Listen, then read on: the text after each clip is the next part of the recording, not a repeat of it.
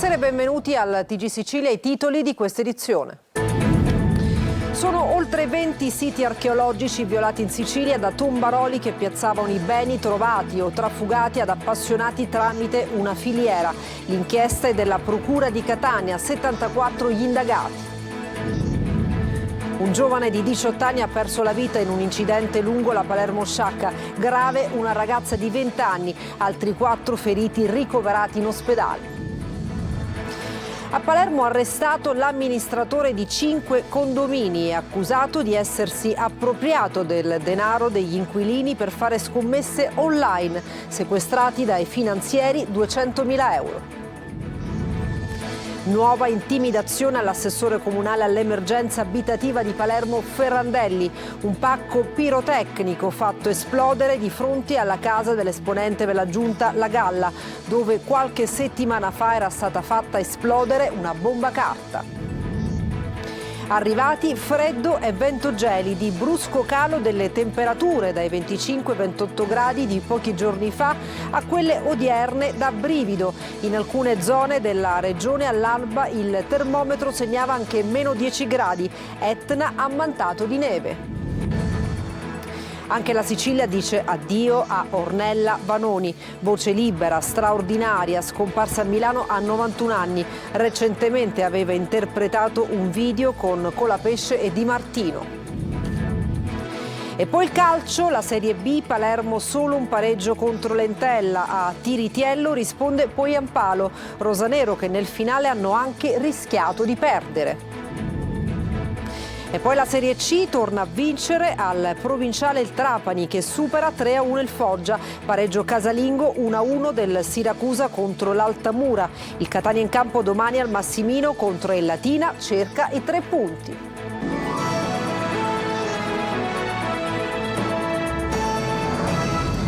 Bentrovati, sono oltre 20 siti archeologici violati in Sicilia da tombaroli che piazzavano i beni trovati o trafugati ad appassionati tramite una filiera. L'inchiesta è della Procura di Catania, 74 gli indagati. Simona Mazzone. Un traffico internazionale di beni archeologici altamente redditizio e organizzato è il centro dell'inchiesta della Procura di Catania, che ha individuato oltre 20 siti in Sicilia violati da una banda di tombaroli che piazzava i beni trovati o trafugati ad appassionati tramite una filiera ben strutturata. Sono 74 gli indagati e per 55 di loro è stato chiesto l'arresto. Il GIP di Catania Ragazzi ha fissato gli interrogatori preventivi che si terranno la prossima settimana. Per il procuratore aggiunto Scavone e il sostituto Gullo, 2 diverse associazioni per delinquere eseguivano scavi archeologici senza alcuna concessione per impossessarsi di beni culturali anche in aree vulnerabili o senza controllo. Alcuni dei reperti sottratti, come 46 preziose monete datate tra il V e il III secolo a.C., sono stati venduti nel 2021 a una casa d'aste tedesca a Monaco di Baviera per oltre 42.000 euro. Un altro caso simile è registrato a Londra con la vendita all'asta di 39 monete siciliane di epoca greca che sono state battute per oltre 150.000 sterline. E secondo l'accusa non sono state le uniche vendite all'asta a Londra di beni archeologici trafugati in Sicilia. Nell'isola alcuni pezzi sono stati venduti per 20.000 euro grazie alla falsificazione dei certificati di provenienza. Nel provvedimento la procura contesta ben 292 episodi. Un giovane di 18 anni ha perso la vita in un incidente lungo la Palermo-Sciacca. Grave una ragazza di 20 anni, altri 4 feriti ricoverati in 2 diversi ospedali. Maglio Viola.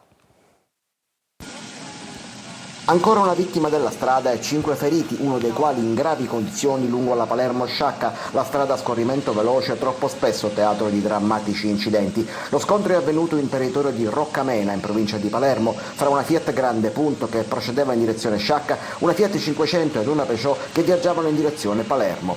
Nell'impatto ha perso la vita un ragazzo di appena 18 anni, Kevin Di Paola, ferita in modo grave ed intubata sul posto dal personale del 118 una ragazza di 20 anni trasportata poi in elisoccorso al Trauma Center. Non sono gravi invece gli altri 4 feriti ricoverati fra l'ospedale civico e il policlinico di Palermo. L'incidente è avvenuto su un viadotto al chilometro 44 della strada mentre pioveva a dirotto. L'auto sulla quale viaggiava la vittima dopo l'urto si è ribaltata.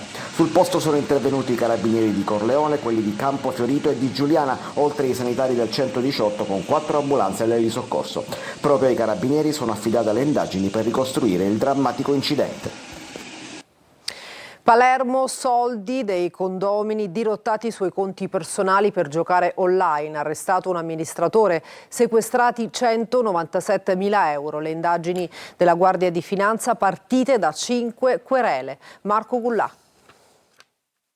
I soldi dei condomini per le scommesse online, dal poker alle partite di calcio. Un amministratore di condominio palermitano finisce agli arresti domiciliari. Il 50enne Giovanni Sciacca è indagato per appropriazione indebita e autoriciclaggio. All'apice della sua attività gestiva una trentina di edifici, soprattutto nella zona della Fiera del Mediterraneo a Palermo. Su richiesta della Procura della Repubblica, il giudice per le indagini preliminari ha disposto anche il sequestro preventivo di 197.000 euro, profitto dei reati contestati. Le indagini della Guardia di Finanza sono partite dalle querele di 5 rappresentanti di altrettanti condomini. Si erano accorti degli ammanchi di denaro al momento del passaggio fra il vecchio e il nuovo amministratore, soprattutto nel periodo tra il 2015 e il 2023. Sciacca, falsificando i rendiconti delle varie spese condominiali, avrebbe di volta in volta generato un surplus di denaro che veniva poi dirottato su rapporti bancari personali e su conti gioco a Malta, dove marito e moglie effettuavano scommesse online. I soldi quindi dei condomini venivano quindi reinvestiti sulle scommesse. E così è emerso un grave quadro indiziario in merito ai reati contestati di appropriazione indebita e autoriciclaggio. Nuova intimidazione all'assessore comunale all'emergenza abitativa di Palermo, un pacco pirotecnico fatto esplodere di fronte alla casa dell'esponente della giunta La Galla, dove qualche settimana fa era stata fatta esplodere anche una bomba carta. Manlio Viola. Nuova intimidazione nei confronti dell'assessore all'emergenza abitativa ed al benessere animale del comune di Palermo, Fabrizio Ferrandelli. Nel corso della notte ignoti sono arrivati con un ciclomotore nero, hanno piazzato un pacco pirotecnico al centro del quadrivia che si trova proprio di fronte all'abitazione dell'assessore, hanno dato fuoco alla miccia e si sono dileguati. Spavento fra i residenti per l'esplosione e la luce dei fuochi d'artificio a tarda ora, ma nulla di più per fortuna. Sul posto è arrivata velocemente la polizia, che ha immediatamente acquisito le immagini delle telecamere della zona, sia quelle pubbliche che quelle private. I filmati potrebbero servire a risalire agli autori del gesto. L'assessore Ferrandelli è sotto tutela per decisione della prefettura dopo minacce via social e personali e dopo che una bomba carta è stata fatta esplodere nelle scorse settimane, alla fine di ottobre in realtà, al medesimo incrocio. Minacce ed episodi intimidatori seguirono il danneggiamento di un'abitazione popolare che era stata sgombrata dagli abusivi per poterla consegnare ai legittimi assegnatari. In passato Ferrandelli era stato minacciato anche per la lotta ai vetturini abusivi e in un caso era stato colpito mentre tentava di difendere un ristoratore da un'aggressione in centro. Episodi questi ultimi due scollegati dalle intimidazioni attuali, che vengono fatte risalire dagli inquirenti invece alla battaglia contro le occupazioni abusive di immobili. Il sequestro preventivo delle azioni di Liberty Lines per oltre 100 milioni di euro a fronte di possibili reati, tra cui quello di corruzione, che sono al vaglio della magistratura, impongono una riflessione seria sulla compagnia di navigazione. A dirlo Roberta Schillaci, vice capogruppo del Movimento 5 Stelle all'Assemblea regionale siciliana, che ha chiesto all'antimafia siciliana di aprire un'indagine. E cambiamo argomento, sono arrivati freddo e vento gelidi, brusco calo delle temperature dai 25 ai 28 gradi di pochi giorni fa a quelle odierne da brivido. In alcune zone all'alba il termometro segnava anche meno 10 gradi, Etna imbiancato dalla neve. Francesco Aloi. In Sicilia non fa mai freddo, invece non è così. No, non è così assolutamente, anzi sta arrivando il freddo. Lo sentiamo, lo avvertiamo, però meno male perché serviva. Vedere insomma le luci di Natale ancora spente e vedere questa atmosfera ti porta un po' al Natale finalmente. Ombrelloni e costumi possiamo metterli da parte. Il freddo è arrivato anche in Sicilia. Al nord imbiancato noi rispondiamo così. Eccolo l'Etna adesso, con la cima piena di neve. Ma la colonnina di mercurio è crollata impicchiata anche nella fascia costiera. E pensare che fino a qualche giorno fa c'è chi era al mare. Pur amando il caldo, sicuramente il freddo serve anche per la natura. Non va bene questo cambiamento climatico, saremmo troppo africani altrimenti. Da noi è così, magari fra una settimana torniamo un po' sul clima un po' più mite. A infierire anche un vento gelido che fa percepire ancora di più le basse temperature. Un brusco calo che ci ha fatto passare dai 25-28 gradi di pochi giorni fa alle attuali temperature da brivido. In alcune zone all'alba il termometro indicava meno di 10 gradi. Situazione simile in tutta l'isola, da Palermo a Siracusa, da Messina ad Agrigento. Questi forti venti occidentali stanno determinando anche forti mareggiate su tutte le coste siciliane, in particolare su quelle occidentali. E in effetti dicembre è alle porte e c'è grande voglia di Natale. Cosa c'è di meglio per godere di albero, panettone e giochi di carte di un bel plaid sul divano? Anche se ancora è troppo presto per sapere che tempo farà per le feste, intanto la granita viene sostituita da una bella cioccolata. Sì, calda. A Catania favola a lieto fine per Jacopo, ha vinto una forma rara e fulminante di leucemia e si riaffaccia al mondo pieno di speranze. Accanto a lui il papà eroe Dario, li ha incontrati per noi Tonino De Mana. La battaglia è stata dura, però Jacopo, hai vinto. Sì, ho vinto. Ha vinto Jacopo, ha vinto il guerriero Jacopo, affiancato dal suo eroe, papà Dario. Insieme hanno sconfitto la leucemia, rara e fulminante, almeno così era stato detto 11 mesi fa. Il mondo che ti crolla addosso, le luci del Natale 2024 che si spengono all'improvviso, ma che accendono altre luci, quelle interiori, che mai si spegneranno. Il suono della campanella, simbolo di guarigione, è l'epilogo di questa favola al lieto fine.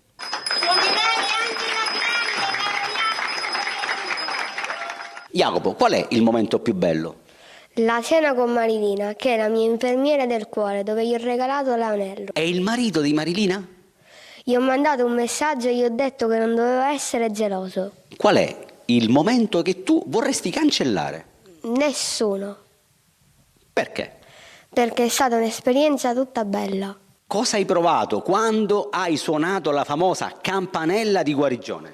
La vendetta contro la leucemia. Le grandi vittorie non capitano mai per caso. Dietro ci sono uomini veri, papà coraggiosi, in grado di ribaltare la storia. C'è una maglietta significativa che dice: papà, perché io? D'impulso quella sera gli ho risposto a Jacopo che lui fosse l'unico che potesse vincere, e da lì è partito il nostro viaggio e la nostra consapevolezza nell'affrontare appunto questa tempesta. È una vita che scorre all'interno di un contesto grigio, ma abbiamo cercato di renderlo a colori, dalla festa di Carnevale dove ci siamo vestiti io da Superman e Jacopo da Iron Man, e abbiamo portato i giocattoli ai nostri stessi compagni di reparto. Il reparto di oncoematologia pediatrica del Policlinico di Catania e Wonderland hanno coccolato Jacopo. Wonderland sicuramente è stata la seconda casa di Jacopo, che lo ha accompagnato in questo percorso sia da un punto di vista riabilitativo, ma anche dando un supporto psicologico, emotivo sia al padre che al bambino, anche se loro sono già resilienti e forti di suo. Leucemia Jacopo 02. Sì, Jacopo ha vinto, anzi ha stravinto.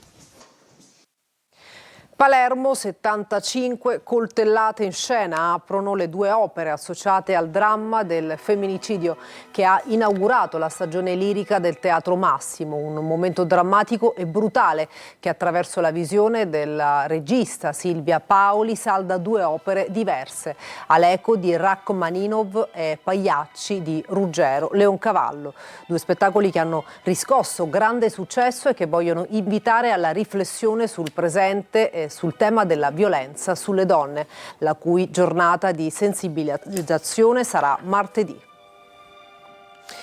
Dopo la bocciatura dell'autorità anticorruzione sulla gestione del servizio di elisoccorso, la Regione ha 70 giorni di tempo per correre ai ripari. Orazio Longo. È evidente il permanere delle difficoltà della regione Sicilia nel suo complesso, sia come stazione appaltante sia come CUC, ravvisabili probabilmente in scarse capacità organizzative ed in competenze poco adeguate. Sono parole pesanti, quelle dell'Autorità Nazionale Anticorruzione, che con la delibera 444 ha bocciato il sistema elisoccorso in Sicilia, contestando 5 proroghe e 2 bandi del 2025. Secondo ANAC ci sarebbero gravi profili di legittimità e suggerisce caldamente un'eventuale aggregazione della committenza con altre regioni attraverso l'adesione a convenzioni attive.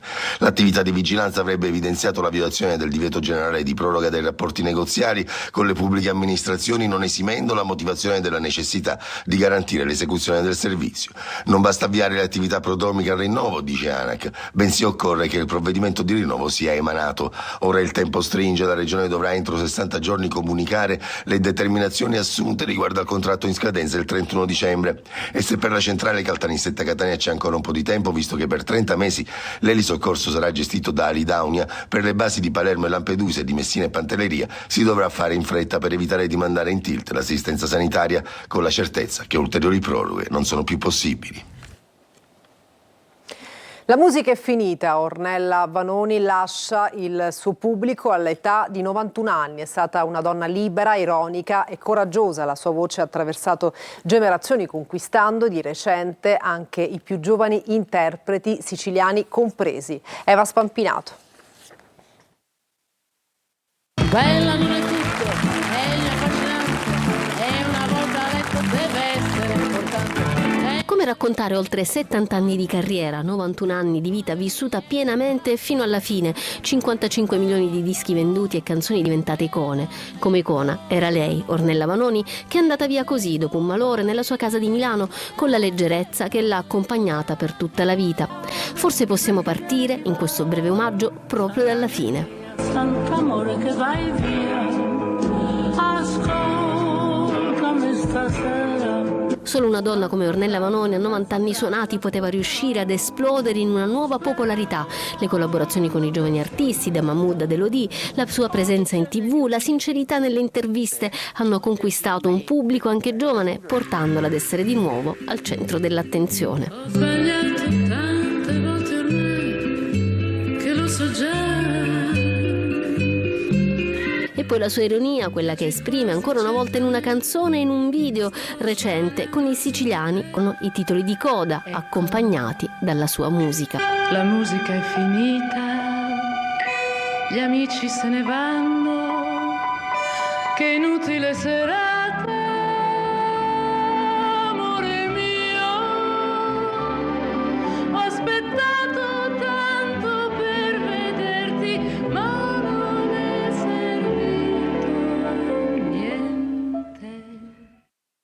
e adesso una pausa, tra poco è il momento dello sport, non mancate.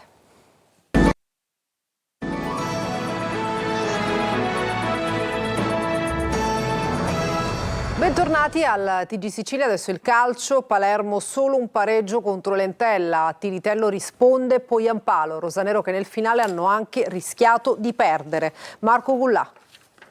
Pari dal retrogusto decisamente amaro per il Palermo, a Chiavari finisce 1-1, rosanero che continuano a non vincere e a perdere terreno. Al gol di Tiritiello segnato al tramonto del primo tempo risponde nella ripresa Poyampalo, ma il Palermo doveva e poteva fare certamente di più, squadra senza mordente, poca cattiveria e identità persa rispetto alle prime giornate di campionato. Involuzione rosanero. Inzaghi si affida all'Edo Aron e Poyampalo e proprio da una sgommata del francese arriva la prima occasione per i siciliani. Poyampalo però non riesce ad impattare bene e azione che sfuma.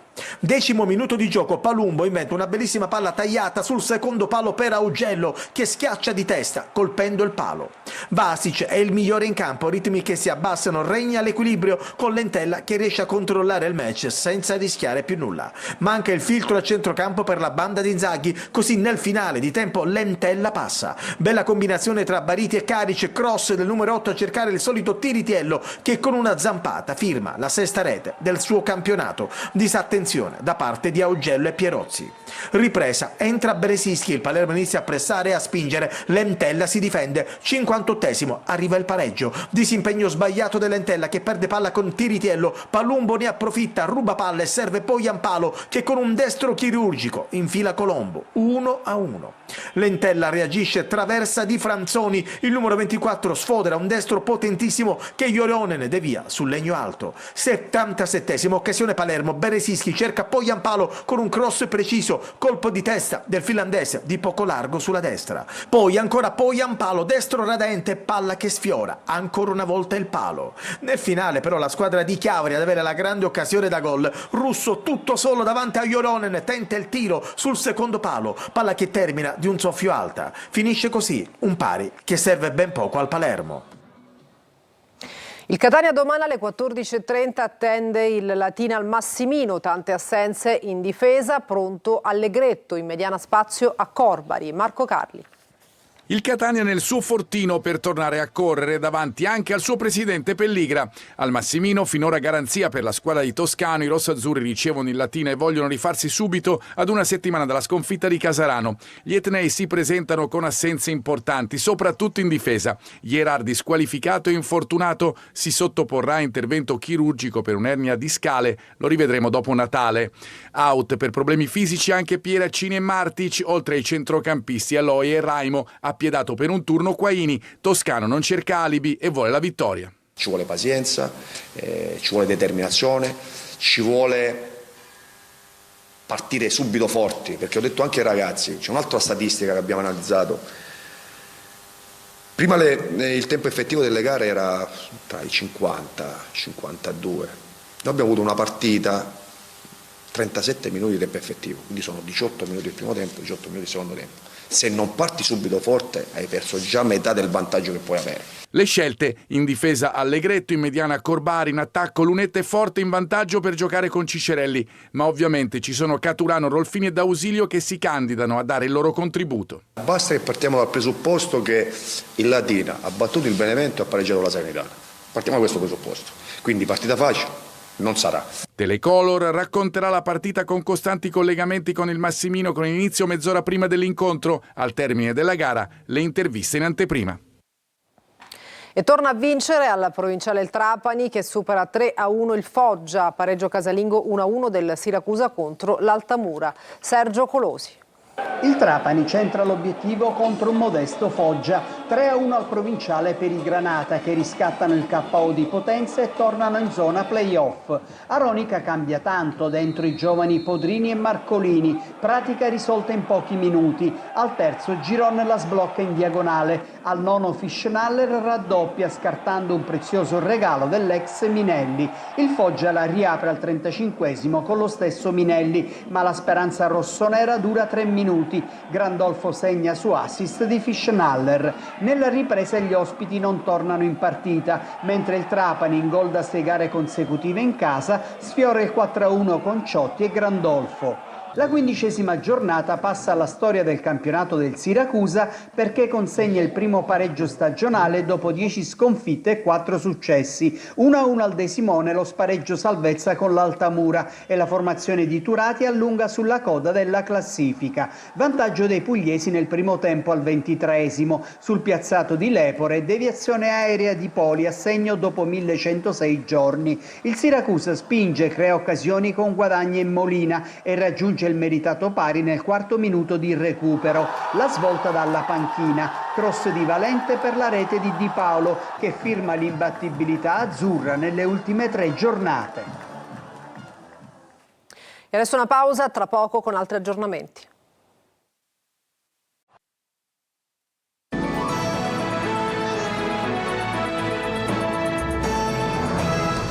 E leggiamo insieme un'ultima ora, ancora violenza a Palermo. Un branco di 6-7 ragazzini ha picchiato 2 giovani nello skate park di Bonagia a Palermo, impianto che dovrebbe essere inaugurato entro fine anno. Hanno buttato a terra un mio amico e lo hanno trascinato per i capelli e, cosa che mi ha ancor più scioccato, hanno colpito al petto una ragazza che era con noi. Racconta un medico di 36 anni, Michele Pantuso, che sarà operato all'ospedale liceo civico per una lesione al setto nasale subita appunto da questa aggressione. E per questa edizione nessun altro aggiornamento. Grazie per averci seguito e buona serata.